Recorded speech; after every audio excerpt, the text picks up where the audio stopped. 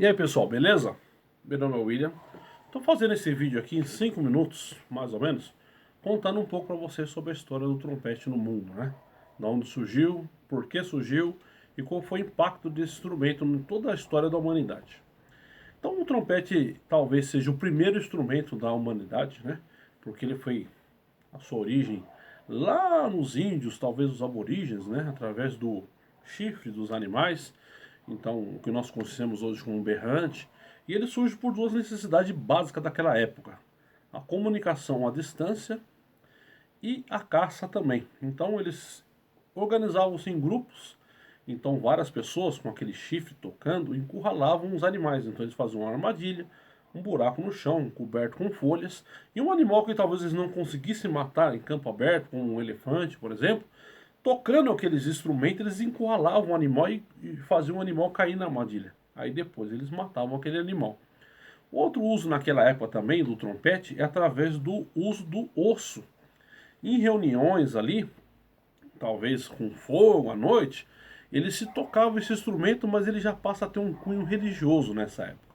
Porque esse instrumento, ao ser tocado, geralmente pelo xamã, acreditava-se que ele tirava o espírito ruim da pessoa, né? Então ele era tido em uma comunidade religiosa, então ele passa a ter essas duas primeiras anotações aí na história. A partir do momento que ele é cunhado como instrumento mesmo, através do bronze, ele tem duas histórias que são bem distintas: a história do trompete oriental e a história do trompete ocidental. O Oriente, ele trata esse instrumento como um armamento. Ele não tem, pelo menos, registro muito primitivo de uso desse instrumento como instrumentação musical. Era mais como notificação. Tanto pelos exércitos, como nós temos exemplo hoje da corneta no exército, né? Como nas muralhas da China ele passa a ser usado em determinada época. Porque uma certa época, você pode observar que a muralha da China tem aqueles mirantes, né? Ela é comprida e tem aqueles mirantes. Então servia de observação. Então foi uma época, foi colocado fogo ali, tinham as madeiras prontas para se tocar fogo quando eles eram invadidos. Então colocava-se fogo, tinha fumaça. Então sabia que ele está sendo invadido. Mas a China é um país muito frio e o fogo nem sempre dava tempo de colocar nas madeiras a tempo, por estar muito fria. Então, em algum momento, foi utilizado o trompete para avisar. Então, um começava a tocar aqui, o outro ouvia, tocava também. Então, aquele trecho da muralha, todos os trompetistas estavam tocando, se ouvia e se sabia que estava sendo atacado. Depois foi substituído por sinos, né? Porque não precisa você ter uma expertise para você tocar o sino, é muito mais fácil. Voltando ao ocidente, o trompete, quando ele passa a ser instrumento musical cunhado em bronze, é um instrumento extremamente pesado e ele é dividido em duas categorias principais, sendo trombetas, os tom mais grave, que seria o equivalente ao trombone de hoje em dia, e o clarim, os tons mais agudos. Nesta época, o trompete ele passa a ser um instrumento de reis e imperadores. Então, se você não fosse rei ou imperador, o trompete não poderia ser tocado para você. Se você fosse trompetista, você era considerado um escravo, mais um escravo na época. Você ficava trancado, sem as pessoas comuns poderem ouvir o seu som, e você ficava ali exercitando a sua oitava. Então as pessoas que tocavam trompete nessa época era extremamente especializado na sua oitava. Então existiam os clarins que eram extremamente agudos, como é quase o pícolo hoje oitavado. Então ele se exercitava só nessa oitava. E os outros, quem era grave, tocava grave. Então eles eram muito especializados. Você ficava o dia inteiro trancado. Se você tocasse para algum plebeu, você seria condenado à morte. Era reservado para unicamente na presença do imperador. Quando o trompete ele vem para a orquestra, ainda um detalhe: nesse período, se você fosse professor de trompete, você só poderia ter dois alunos durante toda a sua vida. Por quê? Por dois motivos: para você dedicar tempo a esses alunos, né? E o segundo motivo principal é para que o trompete não se tornasse tão comum, que era a principal preocupação da época. Quando o trompete ele vence essa barreira e passa a ser um instrumento comum e volta para a orquestra, ele está extremamente atrasado em relação aos outros instrumentos. Ele é um instrumento de um cano longo, intermediário e assim por diante, dependendo da altura que você toca. E o trompete ele não tem uma escala completa. Nesta primeira geração ainda, os músicos, por serem extremamente dedicados, eles conseguem, principalmente no registro agudo, conseguir notas nesse modelo de trompete extremamente primitivo. Porque no registro agudo as notas são muito próximas, ao contrário do registro grave, né? Você pode observar o violino, Aqui no agudo os dedos estão quase juntos, no grave se separam bastante.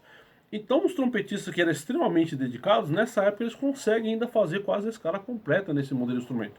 Então se você for observar, nesse período, que é ó, talvez a primeira geração, segunda geração, que entra para a orquestra, as partituras são bem complexas, né? E mesmo assim eles conseguem tocar. Depois, quando vai, o trompete se polariza e as pessoas já não são tão especializadas naquela embocadura, há necessidade de se evoluir o instrumento, porque ele só consegue tirar os harmônicos comuns, dó, mi, sol, si, ré, fá e assim por diante.